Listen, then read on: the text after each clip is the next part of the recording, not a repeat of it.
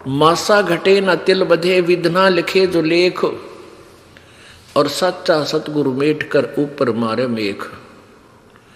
मासा घटे ना तिल बधे, यानी कोई भी परिवर्तन आपके सुख या दुख में ना कोई नियमन कर सकते ना उसको बढ़ा सकते। कौन? परमेश्वर कबीर जी को छोड़कर, परम अक्षर ब्रह्म के अतिरिक्त। तो जब तक हमें सत्साधना नहीं मिलती, परमेश्वर की शरण नहीं मिलती, तो हम अपना प्रारब्ध ही प्राप्त कर रहे होते हैं। अब मान लीजिए कोई ये सोचे कि मैंने एक कार खरीद दी, कोठी बना दी, 10 एकड़ जमीन और मोल लेकर बच्चों को दे दिया,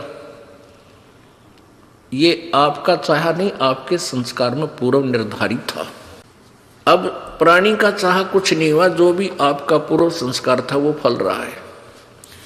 जैसे किसी बालकों की शादी होती है, विवाह होता है, तो विवाह होते ही प्रत्येक व्यक्ति का एक ऐसा ट्रेंड है, ऐसी सोच है कि भगवान पुत्र दे। अब सभी की इच्छा थी कि बालक होगा, पुत्र होगा, लेकिन पुत्री होगी। फिर दूसरी बार सोचा परमात्मा, अब के तो पुत्र दे, दूसरी भी पुत्री होगी। फिर तीसरा जब गर्भ रहा तो सब ने शुक्र मनाए, ना जाने कितनी देवी देवताओं के जाकर प्रार्थनाएं की, जिसने भी जंतर मंत्र किया, दवाई भी ले ली, फिर भी बेटी होगी, और चौथी भी बेटी होगी, 5वीं भी बेटी होगी। भले आदमी, आपका चाया हुआ नहीं, आपका किया हुआ नहीं। ये तो वो हुआ जो तेरे किस्मत में लिखा हुआ था, पूर्व निर्धारित था। और आज वो अनजानपने में कह रहा है कि 2 बेटे 2 बेटी होगी, सबकी ब्याह शादी कर दी, सबका पुत्र पुत्री होगी और हमारा जीवन सफल हो गया। अरे भले व्यक्ति, जो तूने करना था वो तो स्टार्ट भी ना किया, ये तो पिछली मलाई खाली और पल्ला झाड़ दिया, बैटरी डिस्चार्ज होगी। अब एक कदम काम बिगड़ जाएगा सारा, फिर गधे की योनि में जाओगा। पुण्यात्माओं, सत्संग के अंदर बहुत ही पुण्यकर्मी प्राणी आ सकता है, जिस पर विशेष कृपा परमेश्वर कबीर जी की होती है, अन्यथा सत्संग में नहीं आ सकता।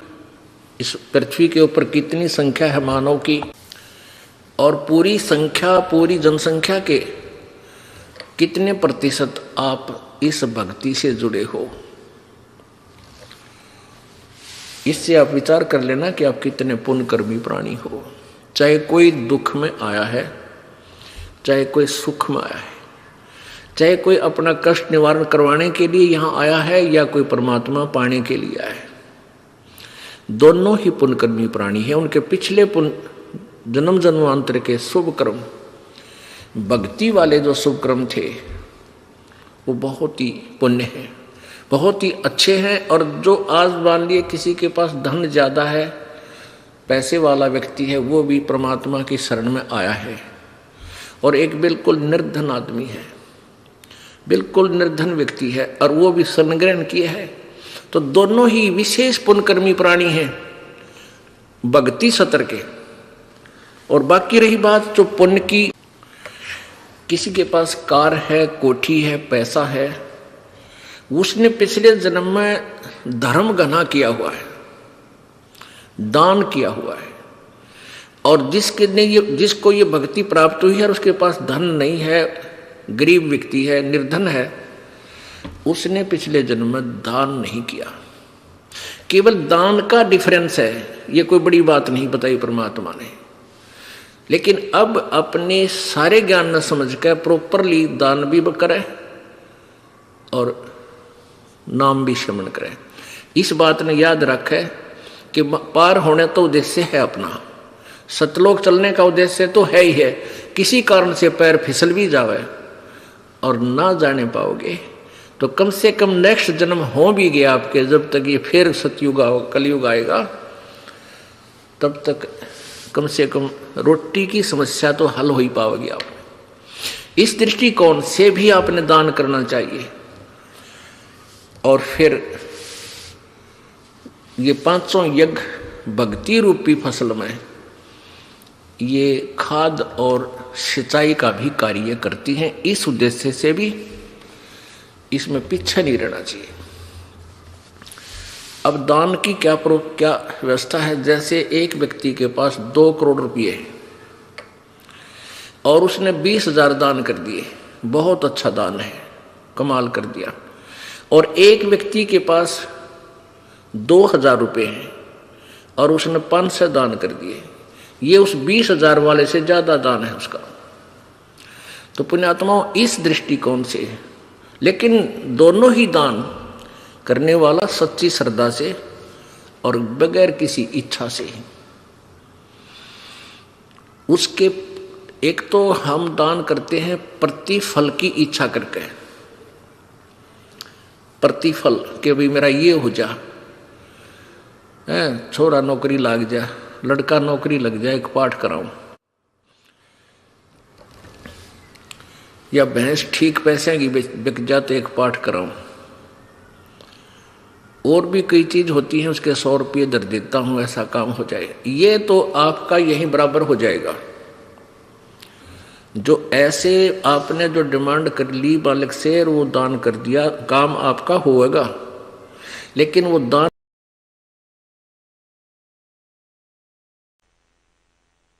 पूर्ण परमा मुकाम असली के उसने स्पीड खींच दी, कदे काम कराया था ना, वो मारी कट्टा कट वो फूट गया।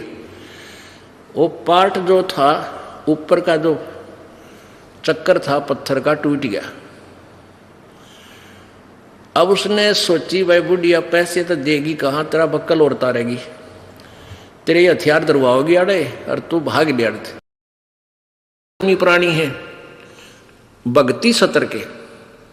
और बाकी रही बात जो पुण्य की, किसी के पास कार है, कोठी है, पैसा है, उसने पिछले जन्म में धर्म घना किया हुआ है, दान किया हुआ है। और जिसको ये भक्ति प्राप्त हुई है और उसके पास धन नहीं है, गरीब व्यक्ति है, निर्धन है, उसने पिछले जन्म में दान नहीं किया। केवल दान का डिफरेंस है, ये कोई बड़ी बात नहीं बताई परमात्मा ने। लेकिन अब अपने सारे ज्ञान न समझ कर प्रॉपरली दान भी करे और नाम भी श्रवण करे। इस बात ने याद रखे कि पार होने तो उद्देश्य है अपना, सतलोक चलने का उद्देश्य तो है ही है। किसी कारण से पैर फिसल भी जावे और ना जाने पाओगे तो कम से कम नेक्स्ट जन्म हो भी गया आपके, जब तक ये फिर सतयुग कलयुग आएगा तब तक कम से कम रोटी की समस्या तो हल हो ही पाओगी आप। इस दृष्टिकोण से भी आपने दान करना चाहिए। और फिर ये पांचों यज्ञ भक्ति रूपी फसल में ये खाद और सिंचाई का भी कार्य करती हैं। इस उद्देश्य से भी इसमें पीछे नहीं रहना चाहिए। अब दान की क्या व्यवस्था है। जैसे एक व्यक्ति के पास 2 करोड़ रुपये है और उसने 20,000 दान कर दिए, बहुत अच्छा दान है, कमाल कर दिया। और एक व्यक्ति के पास 2,000 रुपये हैं और उसने 500 दान कर दिए, ये उस 20,000 वाले से ज्यादा दान है उसका। तो पुण्यात्माओं इस दृष्टिकोण से, लेकिन दोनों ही दान करने वाला सच्ची श्रद्धा से और बगैर किसी इच्छा से। उसके एक तो हम दान करते हैं प्रतिफल की इच्छा करके, प्रतिफल कि भाई मेरा ये हो जा, छोरा नौकरी लग जा, लड़का नौकरी लग जाए, एक पाठ कराऊं, या भैंस ठीक पैसे की बिक जाते, एक पाठ कराऊं। और भी कई चीज होती है, उसके 100 रुपये दर देता हूं, ऐसा काम हो जाए। ये तो आपका यही बराबर हो जाएगा। जो ऐसे आपने जो डिमांड कर ली बालक से और वो दान कर दिया, काम आपका होगा, लेकिन वो दान यही पैरेलल हो गया आपका, इसका आगे कोई बेनिफिट नहीं। और एक दान होता है नी इच्छा, बगैर किसी मनोकामना के पूर्णा के जो दान किया जाता है वो दोनों फल देता है। आपको यहाँ की सुख जो भी आवश्यकता होगी आपको वो अवश्य प्रभु देगा, और उसका पुण्य आपको सत्य यानी आगे चलने वाली कमाई में भी आपको मिलेगा। परमात्मा कहते हैं राम रटत दारिद्र भला, चाहे टूटी घर की छान, और ये सुंदर महल किस काम के जहां भक्ति नहीं भगवान। तो पुण्यात्मा प्रसंग चल रहा है कि परमात्मा के दरबार में बहुत ही पुण्यकर्मी प्राणी आते हैं। वैसे तो परमेश्वर की चाह में, प्रभु की चाह में भोली आत्माएं कोई तीर्थों पर जा रही है, कोई संतों के पास लाखों और करोड़ों की संख्या में एकत्रित हो चुके हैं।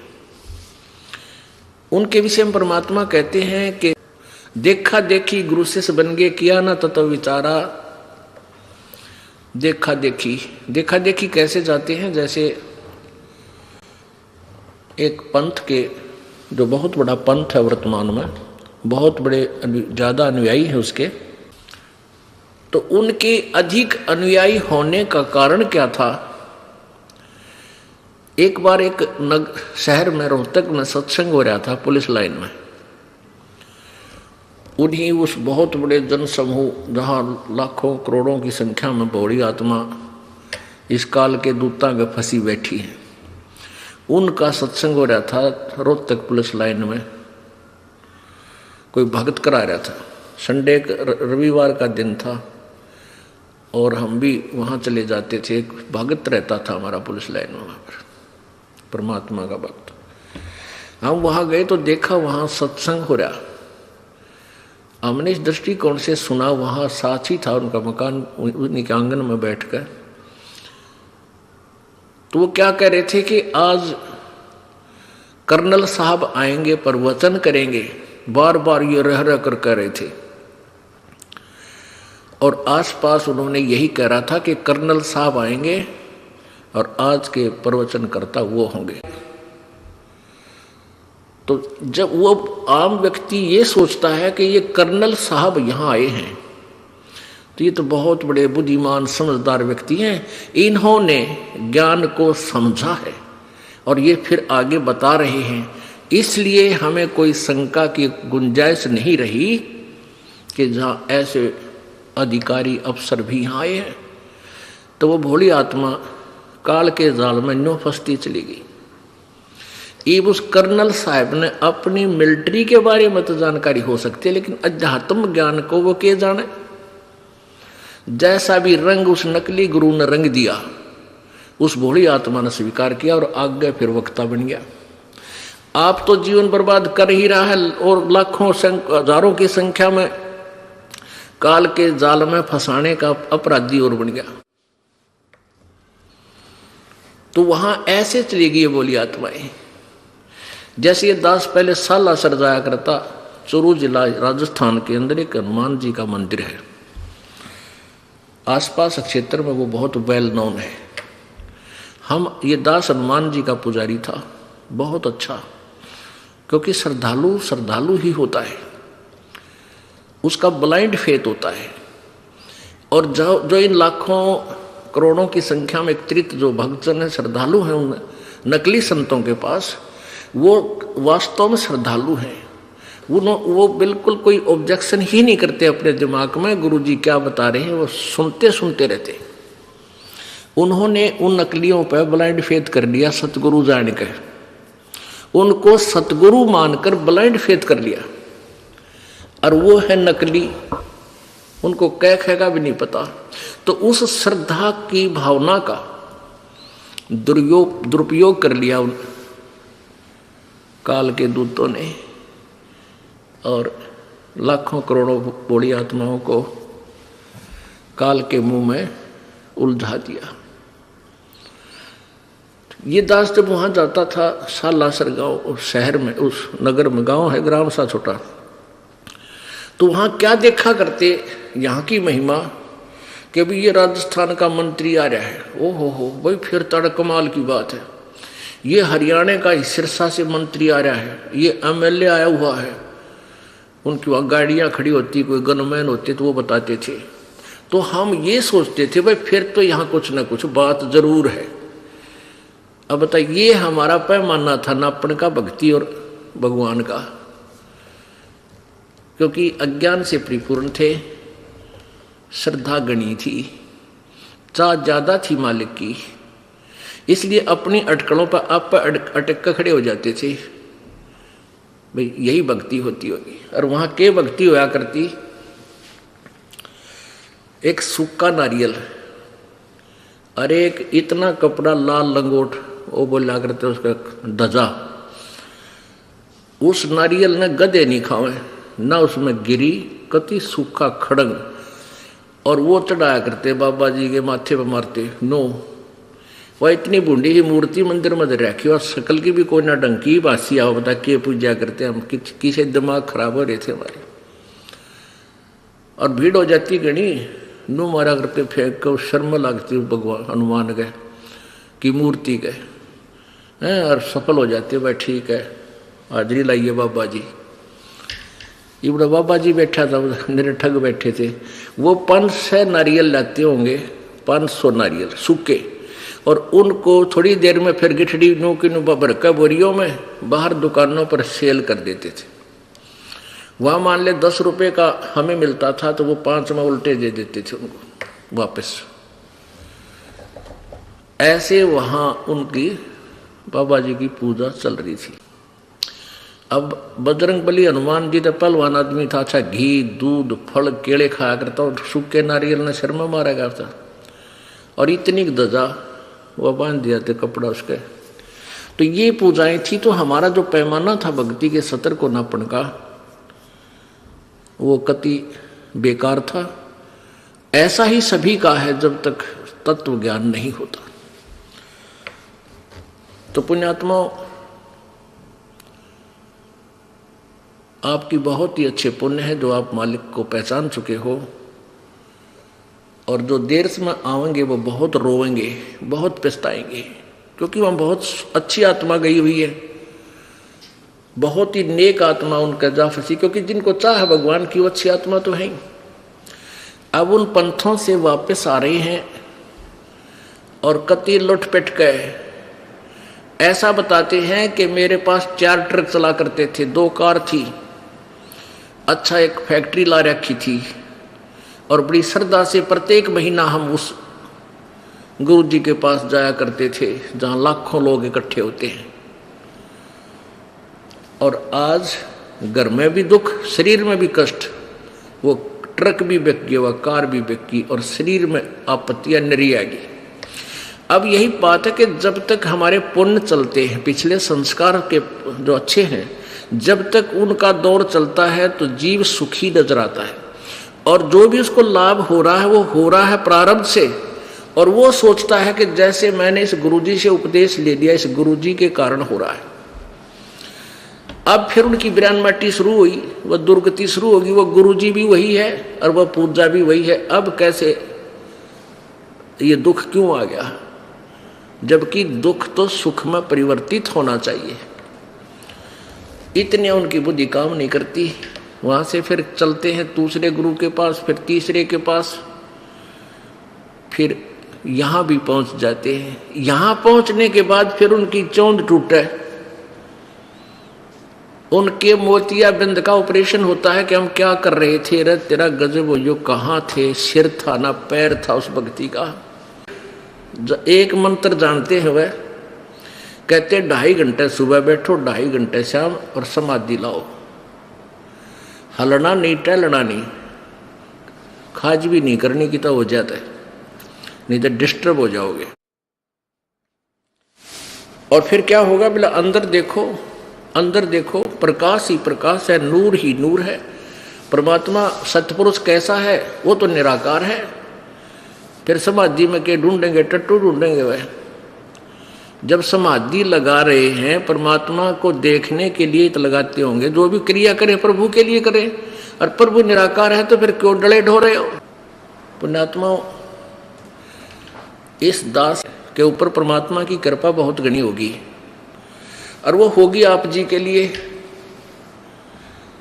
क्योंकि पहले तो दास के उपदेश लिया, अपनी भक्ति करता था। सन 1988 में उपदेश प्राप्त हुआ था मुद्दास को। 1994 तक 6-7 वर्ष ये दास अपनी भक्ति भी करता था, अपनी रोजी रोटी का धंधा भी करता था। कोई ये स्वप्न में भी नहीं था कि इतने निर्मल भगवान की और ऐसे उत्तम ज्ञान की चर्चा इस दास ने करनी पड़ेगी। करने का आदेश हो गया। तो यदि ये आदेश ना होता तो आप ये दास अपनी भक्ति करता रहता, कभी स्वप्न में भी नाम नहीं, गुरु नहीं बनता, क्योंकि गुरु बनना तो अपना नाश कराना है। सारे सब का भार अपने सिर पे रखना होता है। और जब आदेश हो जाता है परमेश्वर का, गुरुजी का, जो गुरुजी कनेक्टेड है परमात्मा से, उनकी एक परंपरा होती है, उस नियम से चलते हुए, तो फिर वो गुरु दोषी नहीं रहता। क्योंकि जैसे एक एसएस बोर्ड होता है, एसएस बोर्ड का एक चेयरमैन होता है, वो गवर्नमेंट के द्वारा नियुक्त किया जाता है, अपॉइंट किया जाता है, उसको अधिकार दिया जाता है, आप ऐसी जो टर्म एंड कंडीशन पूरी करते हैं जो कैंडिडेट, उनको इस पोस्ट के लिए आप उनकी अपॉइंटमेंट कर सकते हैं। तो वो 4 लाइन लिख देता है, you are here by appointed for the post of such and such, your pay and salary will be such and such, और नीचे अपने साइन कर देता है। पेन भी सरकार का, इंक भी सरकार की, टेबल मेज कागज भी सरकार का, और साइन वो करता है। तो उसके द्वारा किए गए साइन से उस बच्चे को नौकरी मिल जाती है, कैंडिडेट को, और सरकार उसको तनख्वाह भी देती है, सारा भत्ता भी देती है, और उसको पेंशन भी देती है। उस चेयरमैन ने अपनी जेब से 54 भी देनी पड़ती उस कैंडिडेट को। तो ऐसे सारा भार उस सरकार ने उठा लिया, केवल उसके साइन होते हैं। ऐसे ही ये दास को, इस दास को जब अपॉइंट कर दिया गया, नॉमिनेट कर दिया गया उपदेश देने के लिए पूज्य गुरुदेव जी द्वारा, तो वो सच्ची सरकार, वो परम अक्षर ब्रह्म कबीर देव जी, उन सभी आत्माओं को जिसको ये दास उपदेश दे देता है, जिसकी अपॉइंटमेंट कर देता है, उसको सारा सुख वो परमेश्वर कबीर जी, वो सच्ची सरकार देती है। दास की तरफ से कुछ नहीं जाता। और यदि मुझे ये आदेश ना होता और मैं फिर गुरु चेले बनाता, ठीक है, अपनी कमाई से 100-200 हज़ार 2000 को थोड़ा बहुत लाभ दे सकता था, लेकिन वो चेले भी नरक में और मैं भी नरक में जाता। अब परमात्मा के तत्व ज्ञान से मैं पता हुआ कि सबसे बड़ा शत्रु इस प्राणी का गुरुपद है, कि उसमें अहम आता है। अब पुण्यकर्मी प्राणी ही इस पद को प्राप्त करते हैं, गुरु पद को। जैसे ये गुरुलोक बने हुए हैं, जैसे राधा स्वामी पंथ जहां से प्रारंभ हुआ है, वो है श्री परम धनी हजूर श्री शिवदयाल जी महाराज, आगरा पन्ना गली आगरा वाले, वहां से राधा स्वामी पंथ चला है। और वो पुण्यकर्मी प्राणी थे, पिछले जन्म के बहुत अच्छे संस्कारी प्राणी थे, जिस कारण से उनको ये चाह थी प्रभु की। उन्होंने कोई गुरु नहीं बनाया, शिवदयाल जी महाराज ने कोई गुरु नहीं बनाया, निगुरे थे। फिर उन्होंने ऐसे ही ग्रंथों को पढ़ा, किसी संत का अनुभव पढ़ा, कहीं से ईंट कहीं का रोड़ा, कबीर जी का एक शब्द उन्होंने पढ़ा, करने नो दीदार महल में प्यारा है, हल्दी की गांठ लेकर पंसारी बन गए। एक करने नो दीदार महल में प्यारा है, इस इस शब्द को लेकर के उन्होंने सतलोक ले जाने का ठेका ले लिया और उन्होंने उनको सतलोक के बारे में कै खे का भी पता नहीं था। श्री शिवदयाल जी महाराज जो आर्य इस राधा स्वामी पंथ के प्रवर्तक हैं। पुण्यात्माओं, यह बात आपके सबके खटकेगी। दे भूत लाग रहा कल की मारने, ये उसे है सारे जो शिवदयाल भी भूत बना था। अब दिखाऊंगा आपको, ये शिवदयाल जी भी भूत प्रेत बने क्योंकि साधना गलत होने से फिर ये ऐसे ही दुर्गति को प्राप्त हो जाते हैं। अब पुण्यात्माओं, ये जो प्रसंग आ जाता है कि श्री शिवदयाल जी को भी ज्ञान नहीं था, बिल्कुल नहीं था। सतलोक का बिल्कुल ज्ञान नहीं था, ना उनके पास कोई भक्ति थी, ना उनके पास मंत्र थे।